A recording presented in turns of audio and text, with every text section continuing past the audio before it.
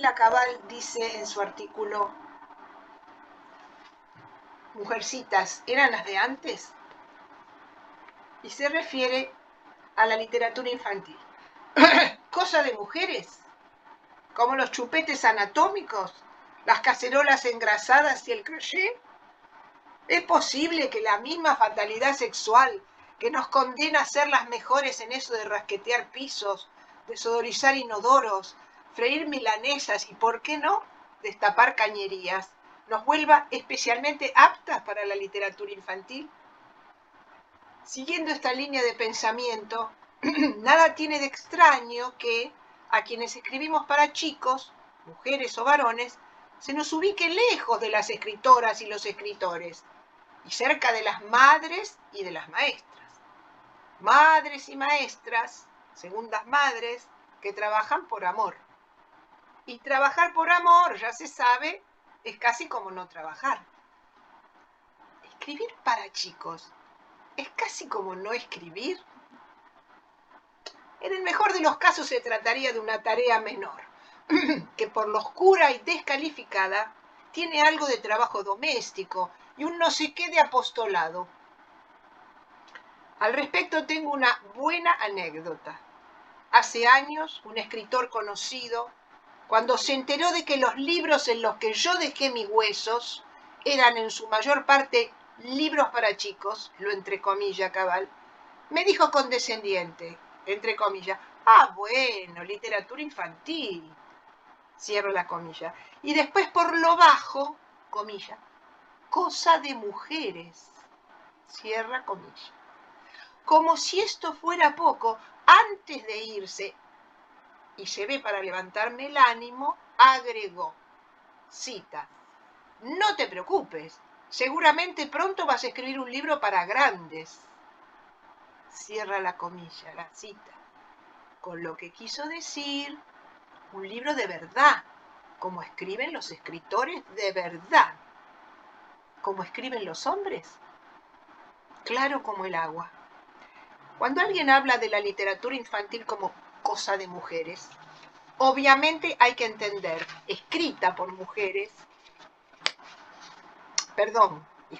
obviamente no hay que entender escrita por mujeres, sino cosa sin valor, nada que importe. Una triple desvalorización, la de la mujer escritora, la del chico que lee, o al que le leen, la de la literatura infantil. También podríamos decirlo así, las mujeres escriben mal, los chicos no entienden mucho, que las mujeres escriban nomás para los chicos. Será por eso, por considerar la literatura infantil como un subgénero poco prestigioso, que muchos escritores y escritoras para grandes, al mencionar sus obras, olvidan nombrar las que escribieron para chicos. ¿Será por eso que los planes de estudio que incluyen como materia la literatura infantil son en general los relacionados con la docencia y no los que tienen que ver con la literatura? Pero, ¿qué concepto de la literatura infantil hay detrás de este tipo de consideraciones? ¿Una serie de textos didácticos con mensaje y moraleja? ¿Un desfile de personajes sin encarnadura a los que nunca les pasa nada que valga la pena? ¿Un conjunto de historias dulzonas, de inevitable final feliz con nenas, mujeres y ancianitas, siempre dispuestas a vivir en borrador? La literatura infantil es otra cosa, porque la literatura es otra cosa. La verdadera literatura, incluyendo la que elige al chico como su mejor interlocutor, huye de los caminos transitados, de los refugios protectores, de las mesas servidas junto al fuego. La verdadera literatura gusta en cambio perderse, con los ojos abiertos y en completa soledad, por bosques profundos y tenebrosos. Y no teme encontrarse ni con lo maravilloso ni con lo abominable. Y se niega a reconocer los signos que le marquen la vuelta a casa. Porque la literatura siempre es un salto al vacío. Y esto ocurre cada vez, se trate de un general perdido en su laberinto, de una tortuga enamorada que vive en Peguajó, de los sueños de un viejo sapo, de un monigote en la arena, porque la literatura infantil no es cosa de mujeres. La literatura, toda la literatura, incluida la llamada infantil, es cosa de escritores y de escritoras. Yo creo que tenemos que conversar estos temas entre todos para ver cuál es el concepto de literatura de Graciela Cabal y cuál es el concepto de literatura infantil que tenemos nosotros, que hemos manejado hasta ahora. Por ejemplo, abro el debate y digo, textos didácticos con mensaje y moraleja, y le pido que comencemos a conversar. Bueno, ese es el prejuicio que yo tengo de lo que es la literatura, o mejor dicho, que tenía. Ahora que hice este taller me cambió mucho el concepto que tenía. Explícanos por qué, en qué cambió, por favor. Bueno, porque ahora lo puedo ver desde un enfoque, no sé, de lo artístico, las ideas, lo literario que tiene, el trabajo que tiene en sí. Y antes lo veía como que, no sé, hay foros que preguntan otros docentes, ¿qué libro me darías ante una situación tal? Bueno, entonces como una receta te viene, bueno, le tenés que dar, no sé, un detective suelto en Palermo, no sé, cualquier cosa. O sea, como que es un texto que se hace ad hoc para una situación particular que puedan tratarse en la escuela. Y no desde el punto de vista, no sé, estético, de que haga pensar, ¿no? Sino que es como o sea, que es un producto, una herramienta de trabajo puede ser para el docente, pero más allá de eso no tiene otro valor, o mejor dicho, eso es lo que yo pensaba antes de conocer desde otra perspectiva los textos. Me alegro entonces que hayas hecho este taller para que tengas otra perspectiva y la puedas transmitir a tus chicos y a tus colegas y a tus hijos también, porque no hay nada inocente y lo que se lee es lo menos inocente que hay.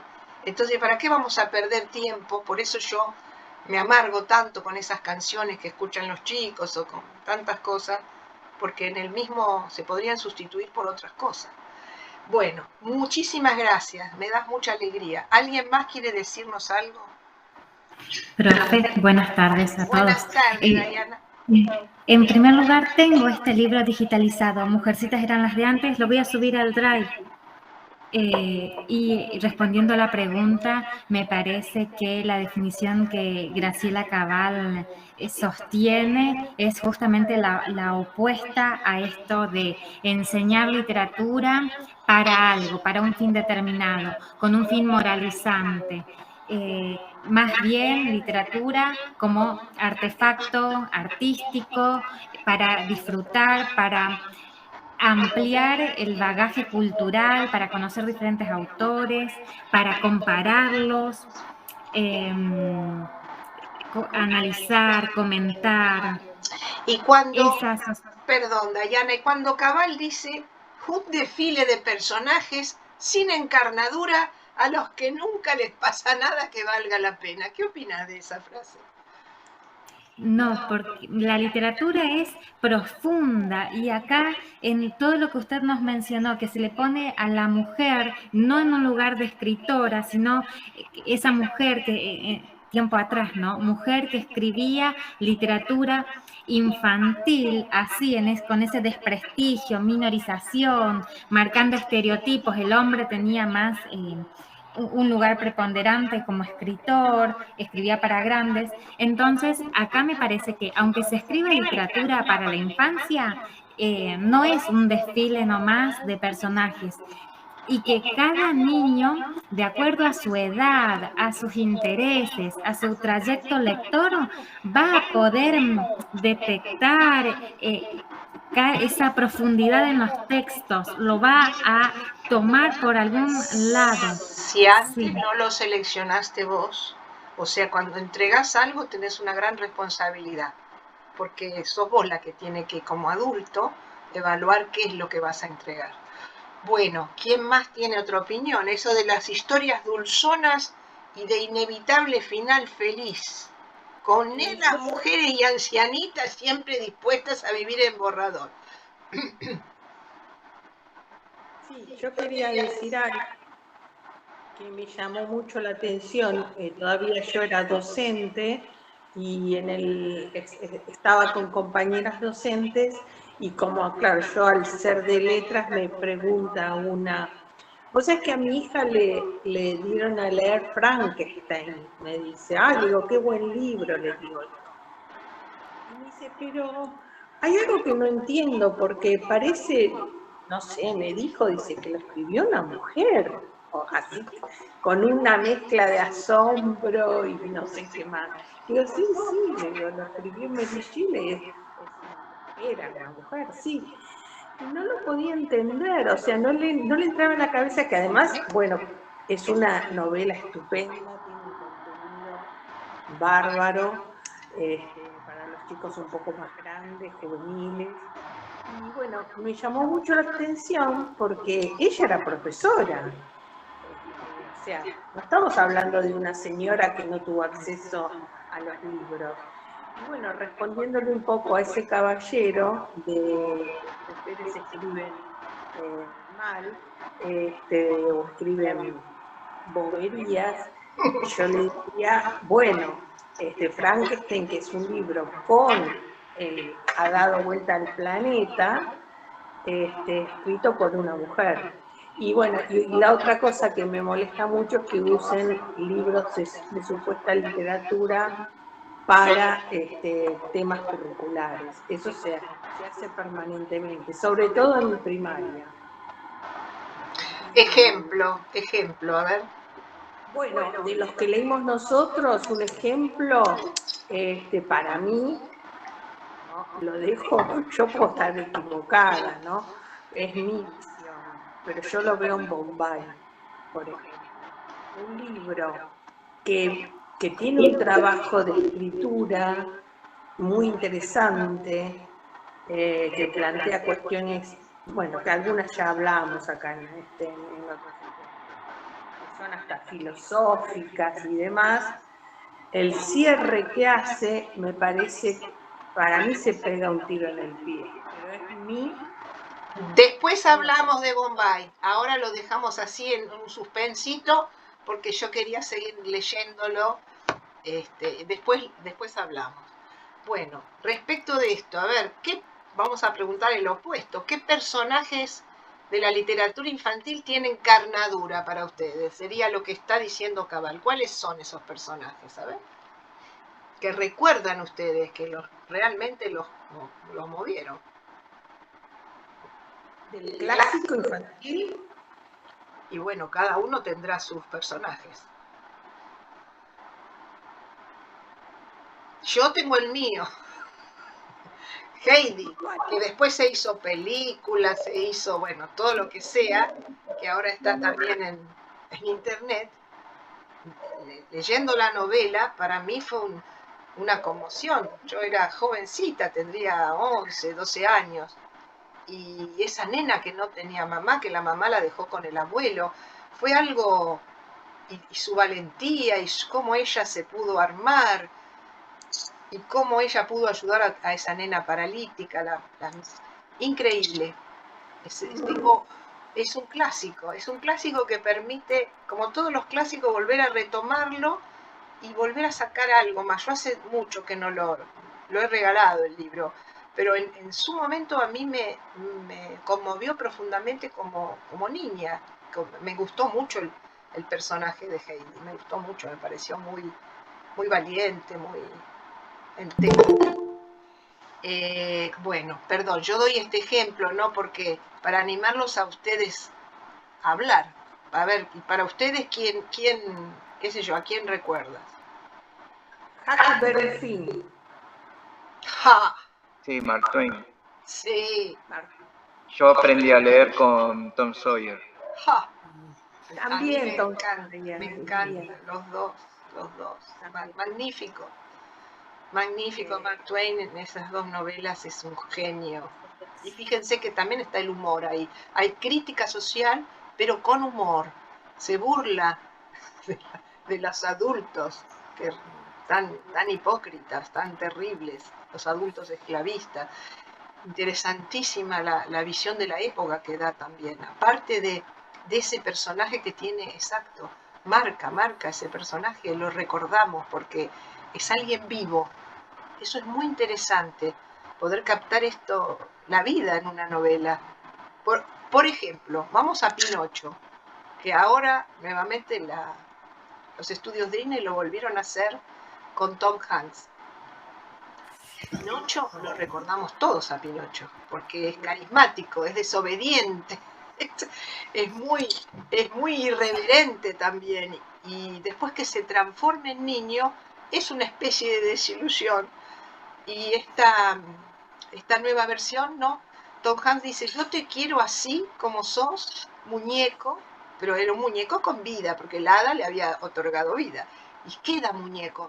En el final de la novela de Collodi, él un poco para contentar a los pedagogos de su época, lo transforma a Pinocho en niño. Entonces era el niño modelo, el niño perfecto que obedecía a sus padres, a sus maestros. Mientras que el verdadero Pinocho, el que está vivo para mí, es el irreverente, el aventurero, el que sale a conocer el ancho mundo, como dirían los hermanos Grimm, y se anima y se atreve. Y a todos los chicos eso les gusta, porque la aventura nos gusta a todos, me parece, no sé. A vivir lo que viva un personaje, lo que no hemos podido vivir o lo que no vivimos, bueno, la vida se profundiza con la literatura, decía Umberto Eco. No es que vamos a vivir más, sino que vivimos de otra manera, vivimos con una sabiduría, una profundidad. Lo mismo que dice Laura de Betach en otro sentido, dice, estamos en poesía, tenemos otra dimensión del mundo, una profundidad diferente. Bueno, y esta es una especialista para niños, entre comillas. Y Umberto Eco es un señor profesor de semiología italiano que marcó una época en la Universidad de Bolonia. Los dos coinciden, que la lectura es fundamental. Bueno, sí. El propio Borges lo ponía allá arriba a Lewis Carroll. Tal cual. Palabras mayores, decía. Tal cual, exactamente. Está todo dicho. ¿Quién más quiere opinar? Gaby, a ver. Para mí, que es un personaje que siempre lo traigo al recuerdo y lo recomiendo porque no se lee, es Marco de Corazón. Totalmente, sí, vos lo habías mencionado, sí. Otro libro entrañable, tal cual, sí, para muchísima gente. No, pero además, como demuestra que a pesar de todo, él va a encontrar a su madre, ¿no? Y todas las peripecias que le pasan en ese... Ahí está. Todas las peripecias de ese viaje, ¿no? Que está la novela dentro de la novela, también como recurso. Está muy el libro entero me apasionó. Lo leí de chica, tengo la edición gigante así de Atlántida, y después, bueno, me compré la edición completa, ¿no? Pero es un libro que me apasiona, como que es el que lucha contra viento y marea, ¿no? Para todos. Muy bien. Me encantó. Sí. ¿Y Noelia qué opina? Ya que no hablan, les pregunto yo. Bueno, por un lado, no respondí la pregunta anterior. Respondé lo que te sientas con ganas de responder. Yo te tiro la pregunta para hacerte hablar. No, me encanta este intercambio que tiene que ver con la definición de literatura infantil. Yo siempre vuelvo a ese texto de Andrueto, siguiendo a Virginia, a la discípula Virginia. Tan querida, creo, por varios acá. Hay un libro de ella que se llama Hacia un...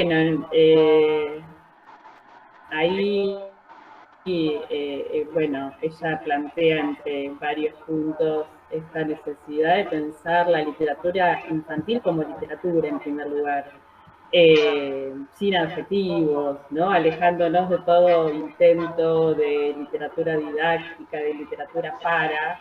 Y hay otro texto que a mí me gusta mucho, que se llama Existe una literatura infantil, de Michel Tournier. En ese texto él llega a la conclusión de la literatura infantil es esa literatura,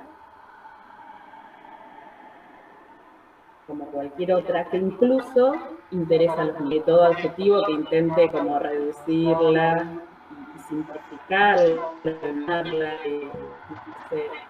es el mismo argumento eso, que... pensarla en primer lugar como literatura. Sí, es el mismo argumento que utiliza Ana María Machado, que es escritora brasileña, también premio Andersen, que estudió con Roland Barthes. Exactamente, todos dicen, coinciden en eso. Muy bien, y es verídico, porque tiene que persuadir al adulto también la literatura infantil. Bueno. Perdón, Noelia, vos sabés que se cortó un poquito. Vos mencionaste dos textos, uno de Existe una literatura infantil, y el primero de Andrueto, ¿cuál es? Sí,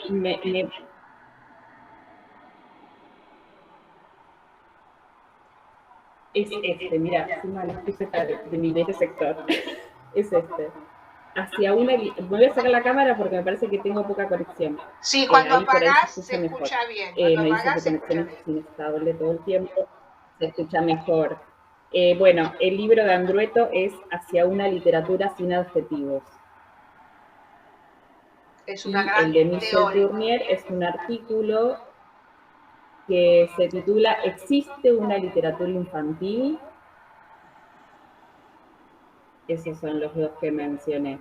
Y por otro lado, para responder a la pregunta de personajes con carnadura, bueno, me venía Alicia en el País de las Maravillas, me parece. Entre otros, un personaje, bueno, está vivo ese personaje. Igual me pasa con cualquier texto que leo, digo, con literatura contemporánea, no clásicos, digo, dentro de lo que se llama infantil o no, que me pasa que esos personajes son construidos de tal modo que viven. Así que bueno, eso. Muchas gracias. ¿Y Verónica? Dame activo. Hola, ¿cómo les va? Hola. Bueno, escuchándolos. A mí me gusta literatura con el adjetivo infantil. Digo por qué. Porque me parece que los niños, las niñas, tienen intereses específicos, tienen formas específicas también de pensamiento, por las características que adquiere también la literatura que está pensada, si se quiere, para ellos. Por ejemplo, lo que estuvimos viendo durante el taller, el humor, una forma estética en el relato, por ejemplo, en lo que nos mostraste, Alicia, a partir del cuento de Siemens, de Bombay. Entonces, me parece que la literatura infantil tiene como una especificidad porque está dirigido a niños, y los niños no son igual que los adultos. No entienden las cosas del mismo modo. Por ejemplo, no sé, vos hablabas en una corrección que me hiciste sobre el cuento que teníamos que reescribir de Emma Wolf, lo llamaste de una manera que yo no sé qué es, hiperbólica, ¿puede ser? Hiperbólica se refiere a la hipérbole, la exageración. La hipérbole y la exageración. Bueno, eso me parece que es muy propio del gusto infantil, por llamarlo de alguna manera. Entonces, en ese sentido, sí estaría de acuerdo en nombrarla como literatura infantil, porque me parece que tiene como toda una especificidad en relación a cómo piensan los niños. En eso yo estoy muy de acuerdo con vos, porque nombraste un detalle que es importante. Lo que pasa es que los teóricos tratan de analizar el concepto frente a una descalificación de la literatura infantil. Pero si entramos a la literatura para chicos, los destinatarios no es lo mismo. Yo no puedo contarle el mismo cuento a un nene de 4 años, de 6 años, de 8 años y de 12 años. Porque si es el mismo cuento que es adaptado para el chiquito de jardín, el de 12 años, va a salir corriendo. Es decir, hay un destinatario real y hay que conocer la psicología de ese destinatario para saber qué es lo que le voy a acercar. Como escritor, es como un salto al vacío, como dice Cabal, porque ¿qué voy a brindar? Y como seleccionador, saber cómo es el curso que yo tengo, porque hay distintos niveles de madurez. No son todos los chicos de 4º grado iguales. Entonces, para este 4º grado, ¿qué es lo que yo puedo ofrecer? Entonces hay que conocer la variedad, los menúes, para saber cuál es el que encaja con el grupo que yo tengo. O sea que me parece muy atinado lo que vos estás diciendo. ¿Qué pensaba el autor de las representaciones de infancia? ¿Cuáles sus representaciones de infancia, más allá de cómo lo escribe, de la estructura, del lenguaje, del tiempo del relato, etcétera, etcétera? Pero ¿cuál es esa idea de que tiene el autor? O en una de esas el autor tenía una idea y yo leo otra cosa en ese texto. Puede pasar también. Bien. Entonces, pero totalmente, sí. Sí, me saco un poquito la cámara por el tema de mi conexión, que es muy mala.